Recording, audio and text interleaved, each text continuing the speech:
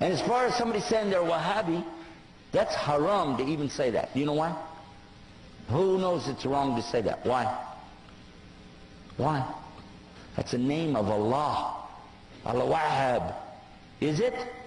Is that the name of Allah? Do you not remember I was just talking about in another section, don't make fun of Allah's names? And you're calling somebody a Wahhabi? You can't say it about yourself, and you cannot say it about somebody else. Because it's Allah's name. Don't play with it. And by the way, the people who played with that were the enemies of somebody, but they didn't want to call him by his name, his followers by his name, so they called it by his father's name. His name, he lived 270 years ago, his name was Muhammad ibn Abdul Wahhab. But they don't call him Abdul Wahhabis,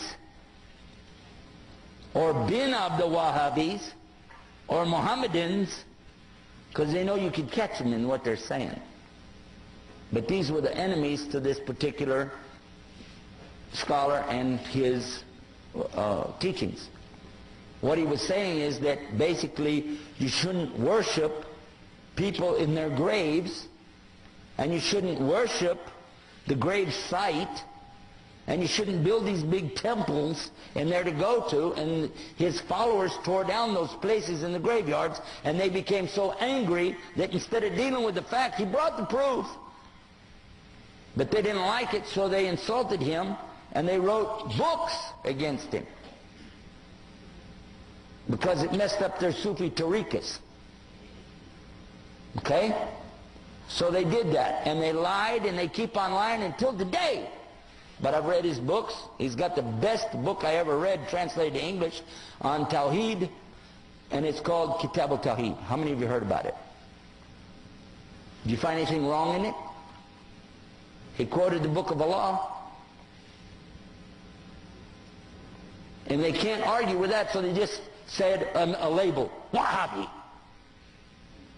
What really happened over 200 years ago, there was a student of knowledge who memorized the Quran when he was not even a teenager yet. He studied all of the fiqh, jurisprudence of the Hanafi.